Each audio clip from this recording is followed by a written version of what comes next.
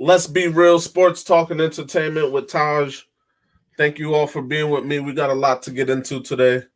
Let's get right into it. With the elimination of the LA Lakers, the Suns are moving on to the second round. Wanted to just chop it up a bit about my thoughts on that. This is Let's Be Real with Tajri Russell, Elevation 5280 Sports. Thank you for being with me today. It seems as though my concerns were valid.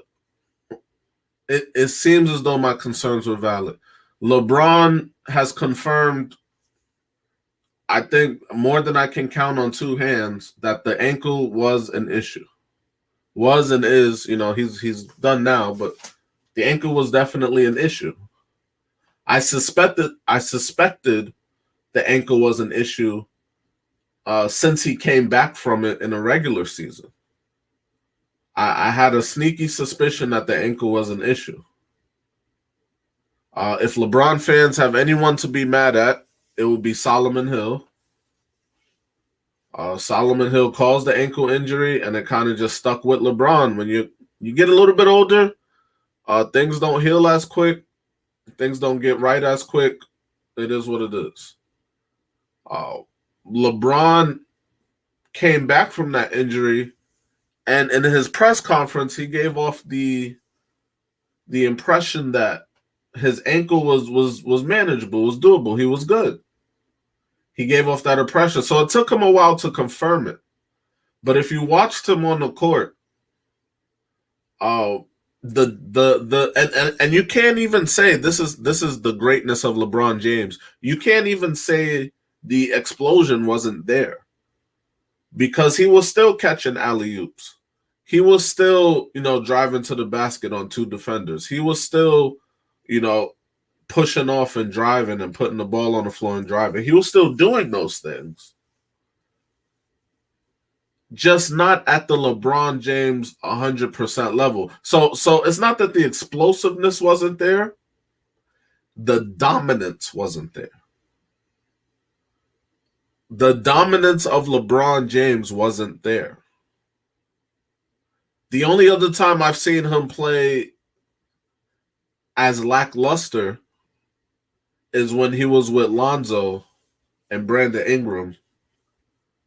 And, he came back from injury. At that point, we already knew the Lakers weren't going to make the playoffs. He came back. He played okay. Other than that, LeBron, he's not just a great player. He's a dominant player when at 100%. So I had a suspicion that something was going on with the ankle, even though in press conferences, LeBron didn't make it appear that way. LeBron didn't mention it. But as the playoff losses started piling up, he had to say something. He had to say something. At a certain point, why are you losing? In the first round to the Suns with a banged up Chris Paul. Well, then he played the ankle card. Now listen, as a leader, as a champion, you don't want to give your opponents the mental fuel of an injury. So if there's any chance that you're going to be out there and playing as a leader, as a champion, you should say, I'm at 100%, I'm ready to go. You should give off that type of energy, because there are mental advantages in war. And you don't want to give any ammo mentally to the Suns. So you should, going into things, he should say, I'm good now that my ankle's good. Let's get to it. He should say that. He should say that. Therefore, he's letting the opponents know that, LeBron's good. So we're not going to target him. We're not going to go at him because it seems like LeBron's good. That's what he's saying. That's the type of energy he's giving off. So I don't knock him for pulling it out now. What I do knock are the people that I was telling LeBron might not be good. I'm saying that he doesn't look as dominant. He's as great as he is. He'll make a 28-8-5 game look normal. And that's just the greatness of a LeBron James. But to take over a game, to dominate a game, takes a little bit more than that. Takes a little bit more than that. And LeBron didn't have that little bit more. He didn't throughout the entire series. LeBron did not have that little bit more.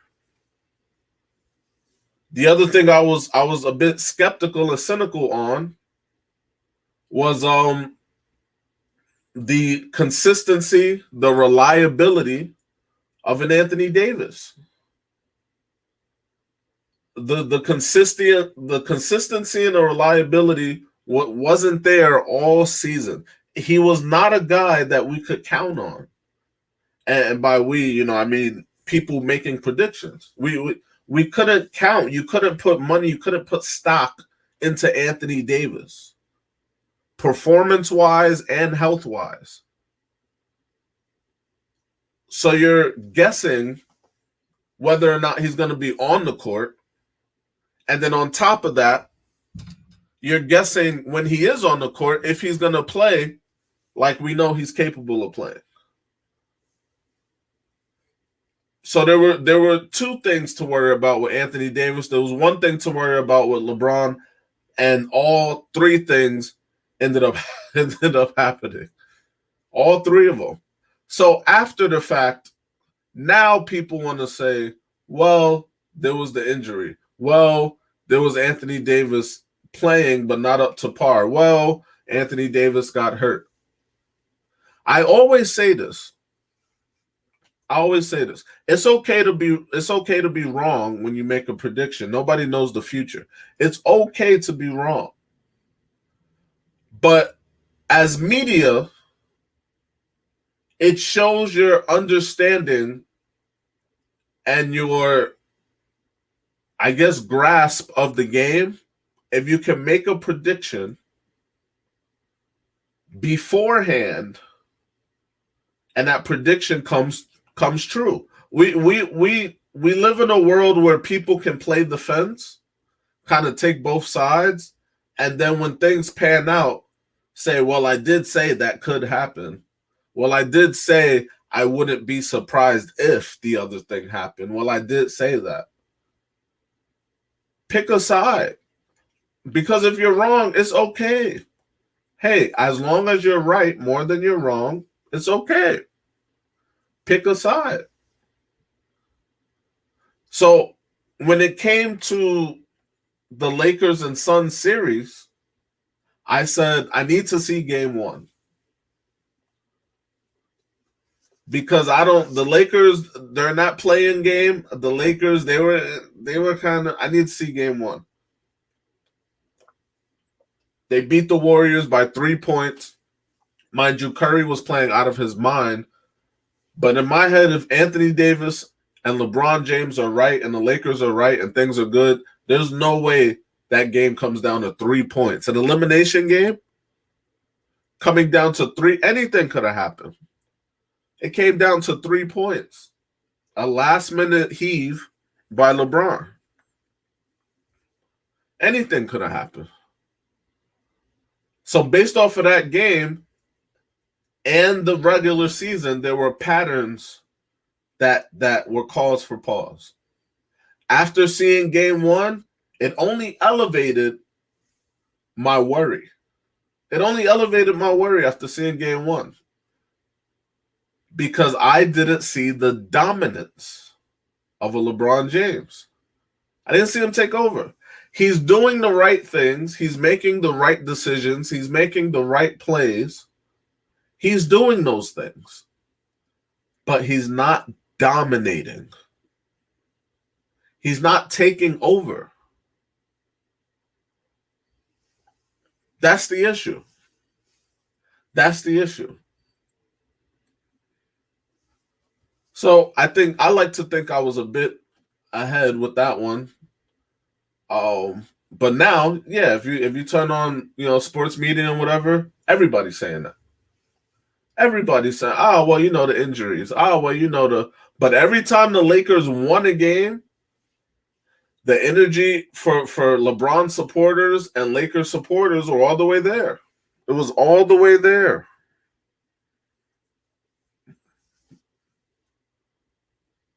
The Lakers have a lot of thinking to do.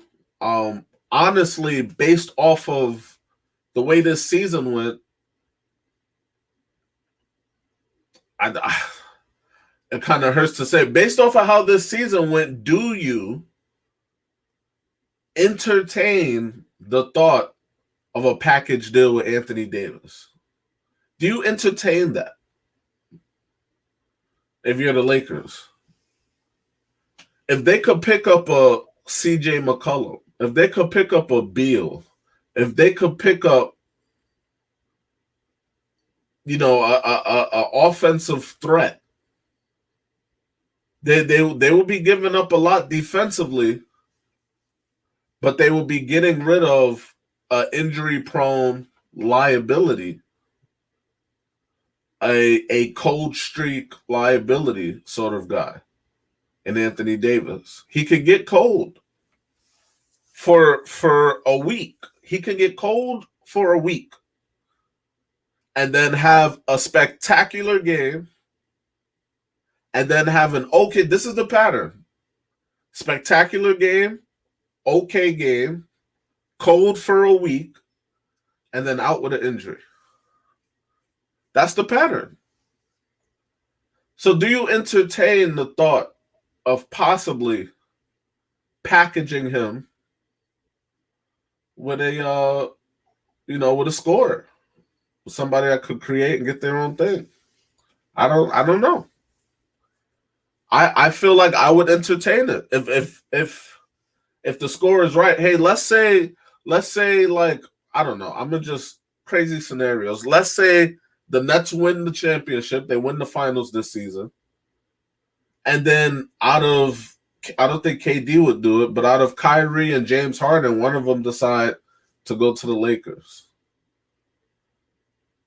for Anthony Davis. You know what I'm saying? Anthony Davis and a draft pick. I don't know. Like, would you trade Kyrie for AD right now? Because like I said, this is assuming Brooklyn wins the championship this season. So that will put Kyrie with what, 2 rings? 2 rings? 1. Yeah, that'll put Kyrie with 1 ring. I mean, that would put him with 2 if he won the second one, Brooklyn. He has 1 now. So now Kyrie has 2 rings. And let's just say he's tired of the narrative of being the third wheel. Do you trade an AD for a Kyrie? I don't know. It's interesting. Ultimately, what they do need to do, what has to happen is they have to get healthy. They absolutely need to get healthy. I think they should, going into next season, play for the 1 seed. Don't play just to get into the playoffs. Don't play just to avoid the play-in game. Get that 1 seed. Lock up home advantage. I think that's very important for them going into next season. They have a lot of guys that are, I'm not going to say one and done, but they have a lot of guys that are,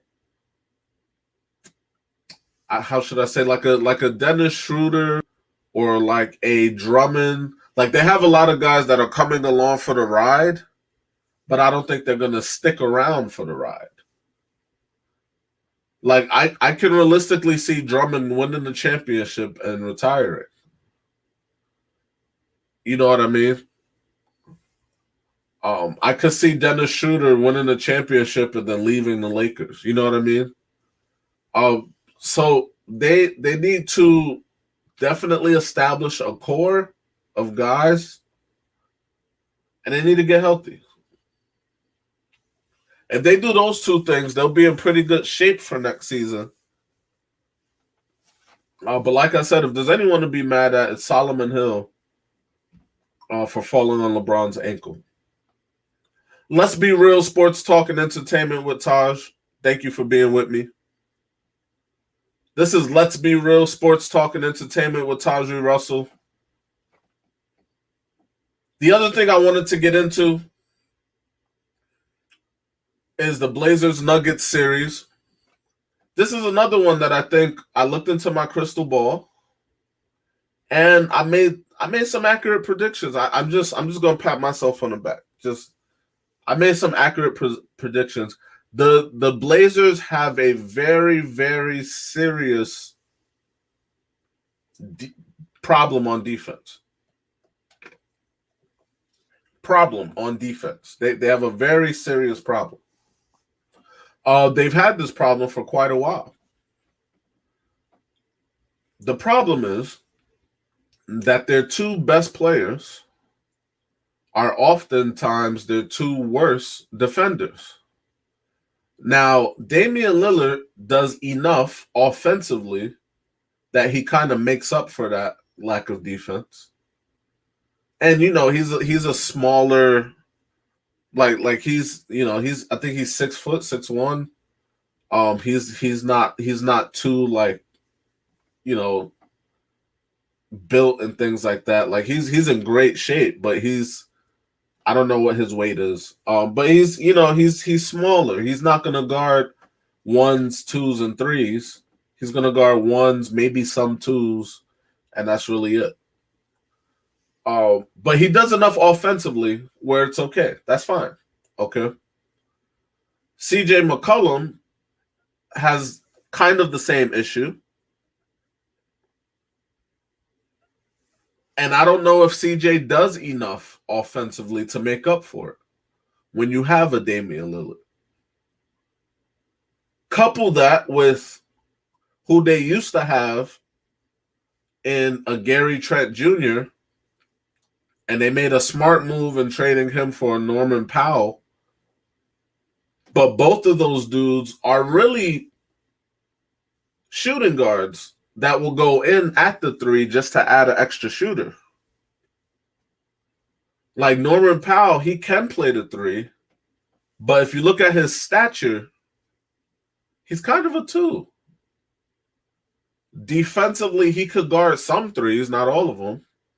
He could guard some. But now you're at three guys who are a bit smaller, and they're going to struggle guarding on the perimeter and guarding teams that like to play big. That's going to be hard for them.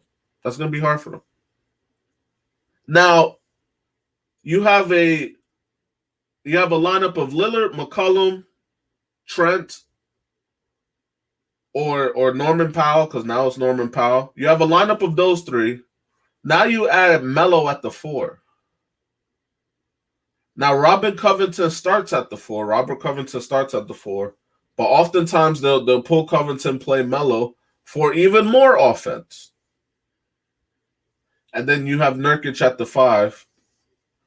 I think Cantor is the backup 5. Where's the perimeter defense? Covington is your best defender, hands down. Covington's a great defender. I think I'd be comfortable in saying he can guard 1 through 4 comfortably. I could say that. But Covington can't guard the whole team. So outside of Robert Covington, who is going to make a defensive play? Like who does that expectation fall on the Trailblazers? When you need a stop, when you need a defensive play, if teams will scheme, teams will maneuver. If Covington is on the guy that they want to go through, between pick and rolls and screens, they'll get Covington to the other side of half court. You know what I'm saying? They'll get him to the other side of the arc if they need to. So now you have the best scorer or the second best scorer on the team, and he's matched up against either Lillard, McCollum, Melo, Norman Powell, or Nurkic. I see Nurkic as kind of an overall, all-around center. I think he does everything okay. I don't think he does anything great. Maybe you could say for his size, he's a good free throw shooter. But Nurkic isn't a defensive stopper. He's not a paint presence. A lot of teams go at Nurkic when they see him standing in the paint. They just go at him. This season he got into foul trouble a whole lot. 3 fouls by halftime, 4 fouls by halftime. He got into foul trouble a lot. We don't know how good in terms of health-wise Cantor was to just pop in and share the minutes. We don't, So they have a defense issue. This series, I said, they need to score between 120 and 150 to win these games. It just has to be a shootout. It just has to be a shootout. There's no other way around it. And some games they won the shootout. And some games they lost the shootout, but they could not have. This was the formula. Keep the game close. And then the second half of the fourth quarter, get maybe one stop and don't miss. Like, you can't have a bad shooting fourth quarter. You could start off slow, build up, but in the fourth, you could not have a bad shooting time in the fourth quarter. You couldn't. You will lose. I actually picked the Blazers for this series because I did not know if the Nuggets, particularly Jokic, could keep up a high scoring volume for a whole series. But Jokic is dropping 25 plus on Nurkic. It's not like they're scheming and they're getting Jokic off of Nurkic and Jokic is like, give me the ball in the post with Nurkic guarding me, and I'm going to hit him with a move. I didn't think Jokic could keep that up. But outside of Jokic doing that, because he's probably going to win MVP this season, outside of Jokic doing that, you have guys like Monte Morris, Michael Porter Jr. You have guys like that giving you 20 plus. That I did not see coming. Michael Porter Jr. like hasn't been a consistent offensive option. He's been streaky. He's been streaky. And Monte Morris, I don't know where that came from. They were running sets a lot that they used to run for Jamal Murray and Jokic, except they did Monte Morris and Jokic, and it was working. Space everything out. Me and you are going to pick and roll or pick and pop. Either you're going to dive or I'm going to drive. Monte Morris and Jokic combination, 1-2 punch. I couldn't predict Monte Morris. I couldn't predict Michael Porter Jr. actually having some consistency. 20 plus for all three of those guys. There's a defensive issue in Portland. A little bit after the game, Dame posted on his IG a Nipsey Hussle quote. And I'm paraphrasing, but essentially it said, how long do I stay loyal? How long do I keep fighting? When does progress meet preparation? Something like that. I'm probably butchering it. But it was a bit dark, especially after getting eliminated in the playoffs. So as a Blazers fan, would I be worried if I were a Blazers fan? No, I wouldn't be worried quite yet. Damian Lillard is championship caliber. He has the stuff, but his teams have not been good. His teams haven't been good.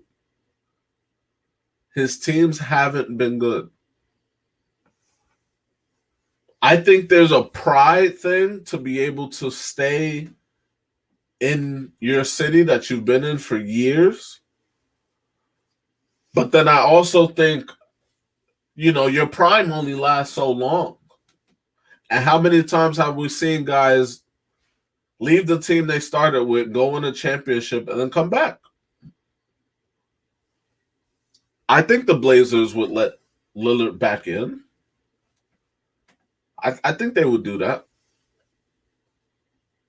But I'm sure Damian Lillard has been on the phone with different NBA players saying, hey, come to Portland. Hey, come to Portland.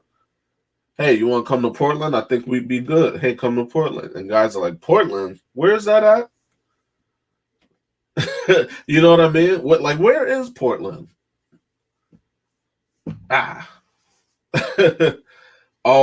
So what do the Trailblazers need? The Trailblazers need a defensive mind in their ranks, whether that's at the coaching level, at the player level. They need somebody who is mindful and who specializes in defense. That's what they need. It's been a problem for a while now. The problem started when they had Gary Trent and they started playing him more. Gary Trent, McCollum, Melo, and Dame is a terrible defensive lineup. Terrible. So they picked up Covington, they picked up Norman Powell. Better, but defense is a mindset. It's a mentality. It's hustle. It's grind.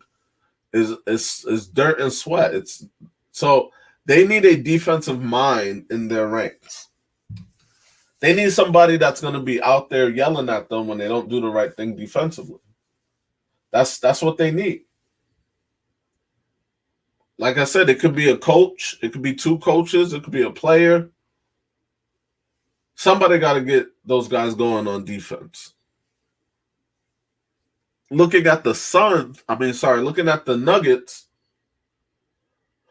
without Jamal Murray, the expectations of them they've probably hit it just now. The expectation was to get out of the first round. I think they've done that. At this point, I believe they are straight up underdogs and have nothing to lose. The excuse is already built in. Jamal Murray's injured, maybe next year. The excuse is already built in. So go off.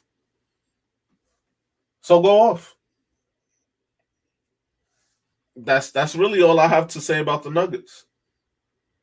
That's what people are going to say. Jamal Murray wasn't there. If they lost, yeah, he wasn't there. So I think there's going to be a very interesting next round. I think there are going to be a lot of, I think role players are playing a big factor is what I'm noticing. Yeah, you have the Luka Doncic's going off. You have the Devin Booker's going off. But games are still close. We had a blowout series, with the Sixers and a blowout series with the Nets. I'm not talking about those. Games are still within 10 a lot of the times. If you look at the Mavs and Clippers game, if you look at the Lakers, Suns, games are close. So I think it's really coming down to role players. This season has been the season of role players. So I think there's gonna be is Monty Morris is he gonna have a breakout game, a major game? Is that gonna happen? That would be huge. If he is now a threat, that would be huge. Is Michael Porter Jr. gonna keep up this efficiency from the 3-point line, from the field? Is he gonna keep that up? That would be huge.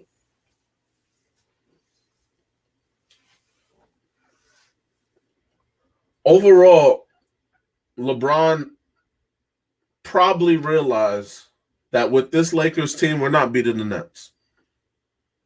And I'm not going to destroy my ankle to go to the next round and lose, let alone go to the finals and lose.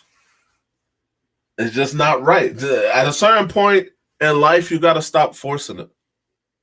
You got to stop saying, well, if I keep trying, I'll get it. At a certain point, just let it go. Recuperate, replan, and come back next season.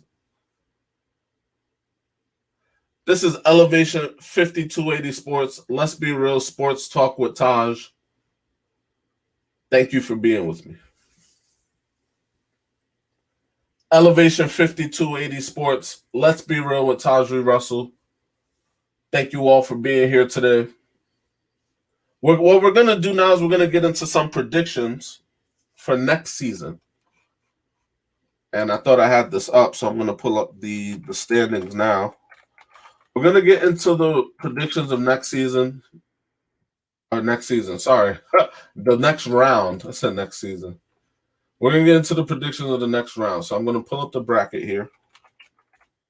While I'm doing this, Remember, you can add me on social media at TrustPicks, TRUS. TrustPicks, that's PICXS. I'm TrustPicks on Instagram and the same thing on Twitter. Send me a message. Let me know what you think. Might even be able to get you onto the show. So let me know how you feel about any of my takes, if you agree, if you disagree, anything like that. Let's be real sports talk with Tajri Russell. All right. So I got the bracket here. We're pulling this up. There we go. Utah got rid of Memphis.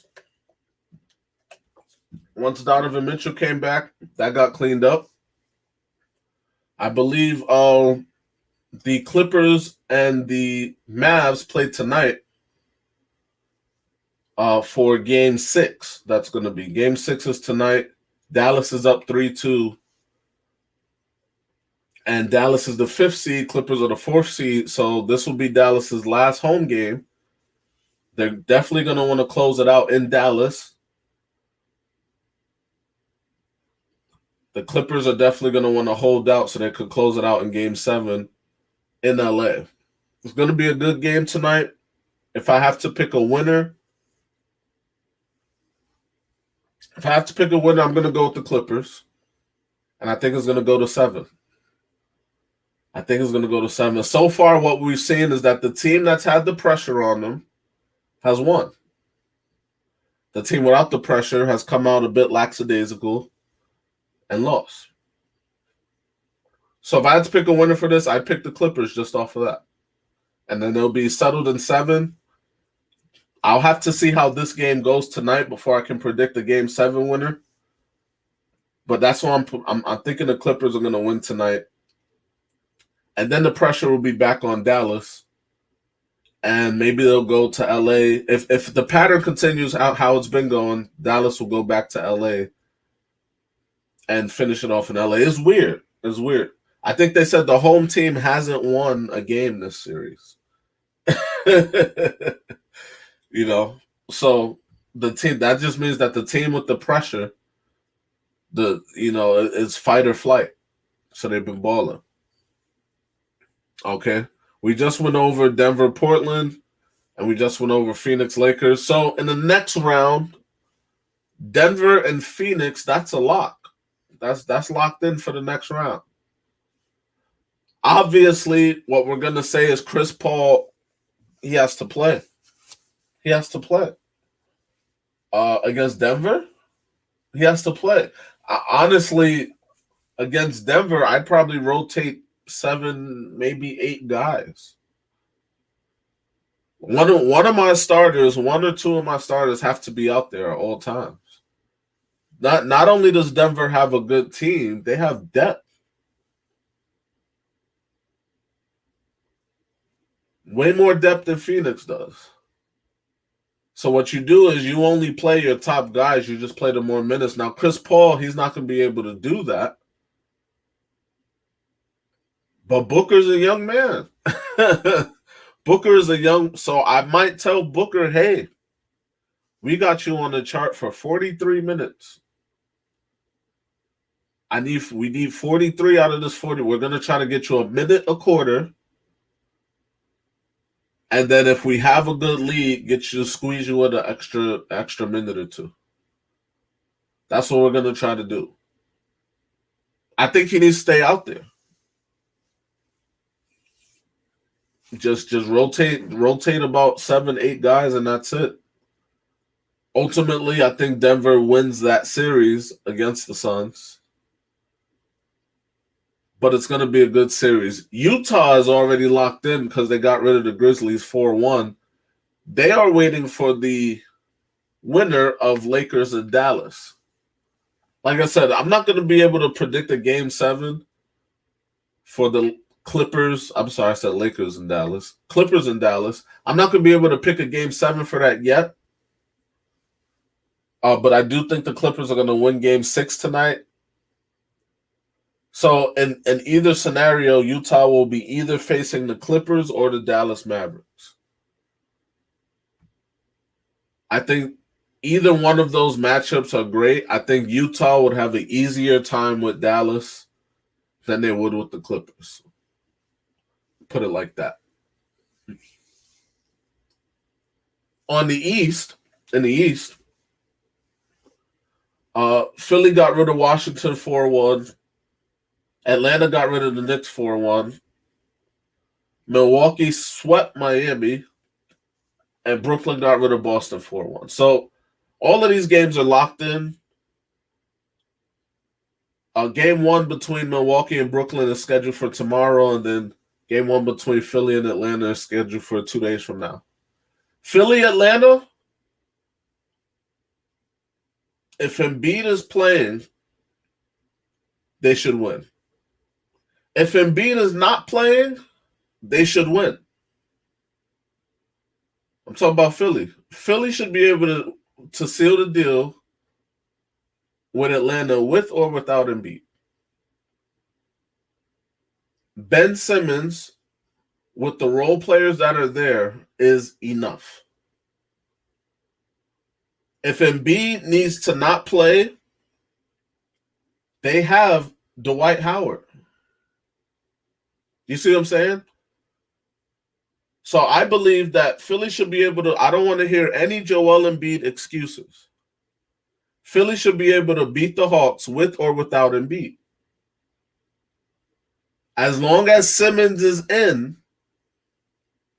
and Dwight Howard is okay, I think they could win this series without Embiid. No excuse there. This should be over. If Embiid, first of all, if Embiid plays every game, if he does play every game, it should be a sweep. It should be a sweep. If Embiid plays every game, it should be a sweep. Not even close. They just don't have the size for Embiid. Capella can't do anything with Embiid. I'm sorry. If Embiid plays every game, it should be a sweep. I'm assuming Embiid won't play every game, or he's going to come out 1 or 2 games and just not be Joel Embiid. You know what I mean? Like every now and then Embiid comes out and he's not himself. But if Embiid is at 100% domination takeover mode, it should be a sweep. No question. Now, if Embiid does do what I think he's going to do and either take a game off or come in kind of lackluster or only play well at home, if he does kind of stuff like that, Sixers should still win in 5. They should still win in 5. Maybe it'll be like Sixers win 2 games, they lose a game, get humbled, come back, win 2 more, it should be over. This series should not go to game 6. If Embiid is on the, it should not go to game 6. There's no reason. No reason at all. And then we have Milwaukee and Brooklyn. This is going to be a great series. Once Brooklyn picked up James Harden, I congratulated them as the NBA champions. I think it's simply too much. I just think it's too much.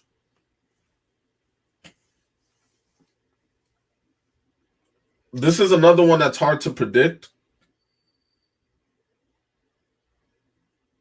I want to say that Brooklyn got it in the bag. I really do. But I was surprised by how easily Milwaukee dealt with Miami. I was very surprised. Miami is a way better team than defensive team. Sorry, is way better defensively than Brooklyn is. Miami is 10 times better defensively than the Brooklyn Nets are, but the Brooklyn Nets are 10 times better offensively than Miami is. But being such a great defensive team, I was surprised with how easily Milwaukee got through them. I was surprised. This is what I'll say. This is the series where Brooklyn really shows the world that it's too much. It's too much. I think this will be the series. With that being said, I think they have to lose one I think there needs to be something stirring in the locker room. I think they need to lose one to flip the switch. So I wouldn't be surprised if Milwaukee wins the first game. It has to be one of the early ones, either the first or second game. It has to be one of the early ones. Brooklyn comes out. You know, they got they swag on because they just beat Boston 4-1. So they come out lackluster. Milwaukee jumps ahead. I could see Brooklyn losing either the first or the second game. After game 2, it's too late. They've now figured you out. Steve Nash has now figured you out. KD's now figured you out. James Harden's now figured you out. After 2 games, it's too much now. But I think they need a humbling loss. They lost one to the Celtics. They lost one to the Celtics. Okay? Let's not forget that. It wasn't a sweep. I can see Milwaukee either winning the first or second game. And then the Nets locker room stirs. And then Harden, KD, and Kyrie remind themselves of who they are, right? And then they flip the switch, and then it's too much.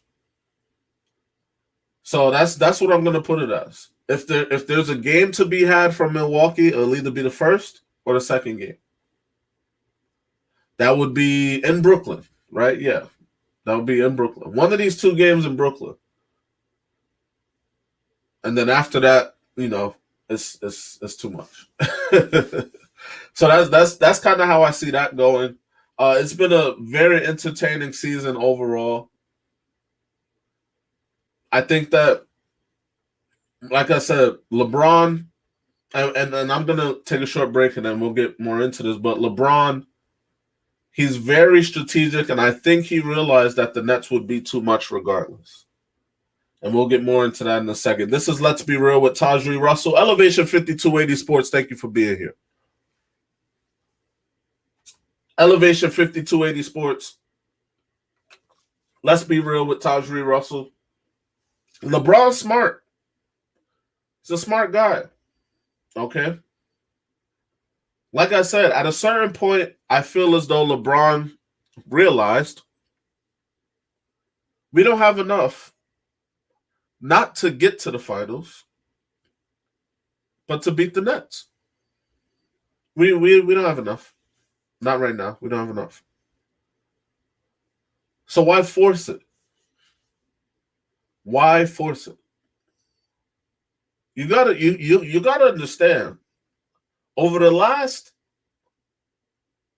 10 years or so, right? 2021. Over the last 10 years or so, legit for a decade, teams are built to beat LeBron. Teams are built to beat LeBron. The NBA, the teams look at themselves and say, you know what? We don't have enough to beat that Miami team. We don't have enough to beat that Cleveland team. We don't have enough to beat that Lakers team. We need more. Superstars talk to each other. You don't got enough. I don't got enough. Let's get together. Teams are built to beat LeBron. Now, LeBron just won the finals last season, right? They didn't really improve the team since last season. What improvement did they make? Was Drummond really an improvement? You know what I'm saying? Was Schroeder really an improvement? They didn't really improve the team. And what happens when you don't improve your team is teams can build around what you did last season to counter it. Because LeBron has already won a finals in LA, he checked that box, won the finals in LA. Now it's about improvement. because the Nets, more so, Kyrie and KD, but they was able to put something together where they had enough. Remember, this is the same Kyrie that did not partake in last season. And respect, he has that right to not play. That's fine. And KD was recovering from his injury. But all the while, they're taking notes. They're studying on what LeBron has. Teams have been put together to beat LeBron. So every couple of years or so, LeBron has to adjust. He has to come with something different. He has to come with a new recipe. The Lakers didn't really improve from last season. So it's going to be about improvement this season. What does LeBron have to work with? He knows that he himself is not too far from sitting up with Father Time. He knows that about himself. If it was evident any season, it hasn't been more evident than this season. Okay, but LeBron is still great. The greatness is still there. He can be dominant if he's at 100%. How many times has he referenced his ankle in the last 2 weeks? Got to get the ankle right, focusing on the ankle. This offseason, I'll spend on my ankle. Ankle. When LeBron's good, he can dominate. He can do it. Okay, keep that in mind. Kyle Kuzma officially is not going to be good enough to rely on. It's official now. Now we're hoping that Kyle Kuzma could come off the bench and not be bad. That's kind of the expectation now. That's literally the expectation now. Can you come off the bench and not be terrible? That's all we need. By we, I mean Lakers. I'm not a Lakers fan, but I'm speaking in LeBron logic. I just need Kuzma to come off the bench, give me 15 to 20 per game. I'll take the 15 even. Right? Okay. We're not developing Kuzma. We're not trying to get him into the starting lineup and make him a 40-minute starter, and we're not doing that. He's had the time. He hasn't shown that I'm not going to say he's the best version of himself now. I'm just going to say that LeBron doesn't have the development time. He doesn't have time to develop the young guy. So that's okay. Okay. Drummond is a project himself. And he's not a project for lack of experience. He's a chemistry project. It looks like the chemistry wasn't all there with Drummond. Now, an offseason will definitely fix that.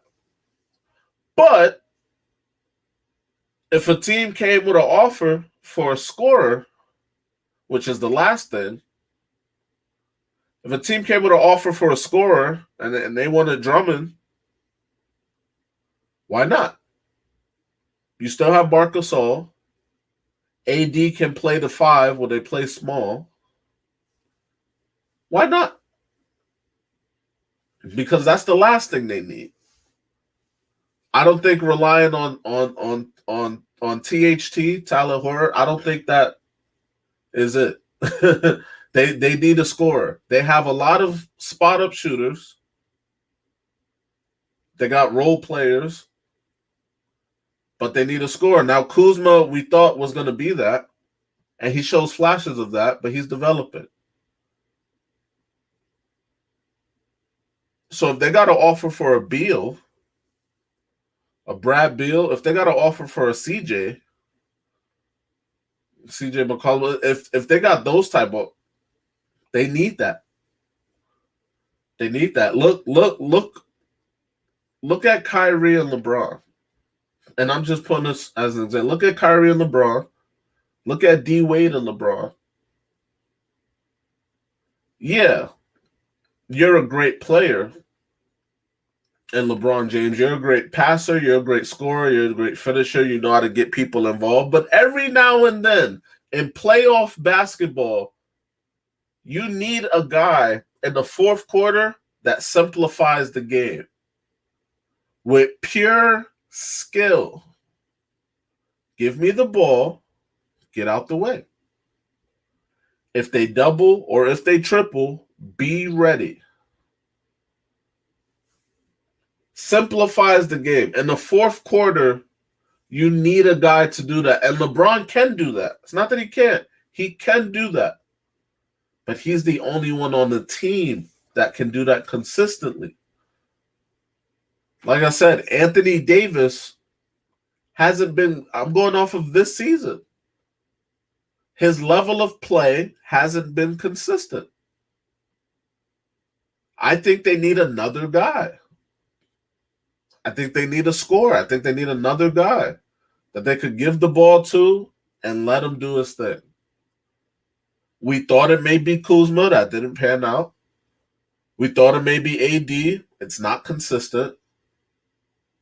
So really, the only guy doing that for you consistently is the oldest, veteran in the starting lineup. I think they need another scorer. The Nets have to win a championship now. Now it's a must win. With the Lakers being out, it's absolutely a must win. I don't want to hear chemistry.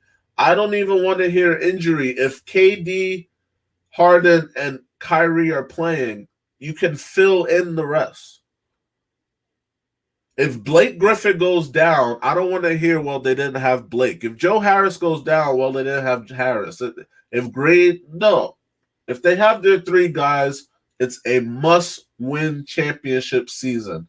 Not because of who they are, not because they're a great team, but because LeBron is probably on the phone right now. And you know what happens when you're the best? People can adjust to you. LeBron is on the phone. I guarantee the Lakers will look a lot different in roster.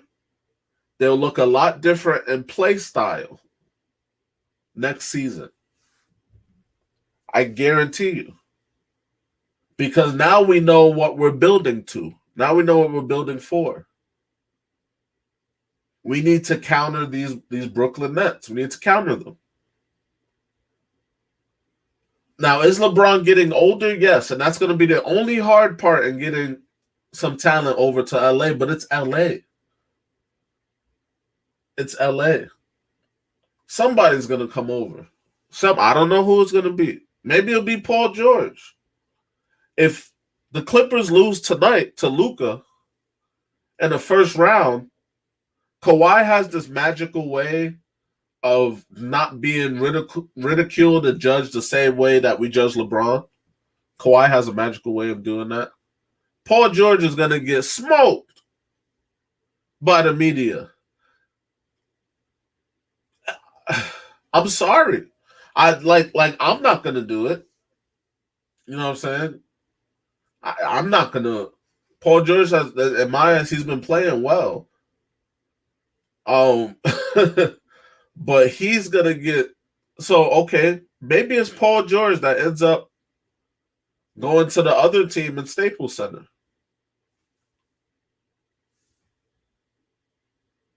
You know what I'm saying? LeBron's on the phone. The Nets have to win this season. The window will quickly close.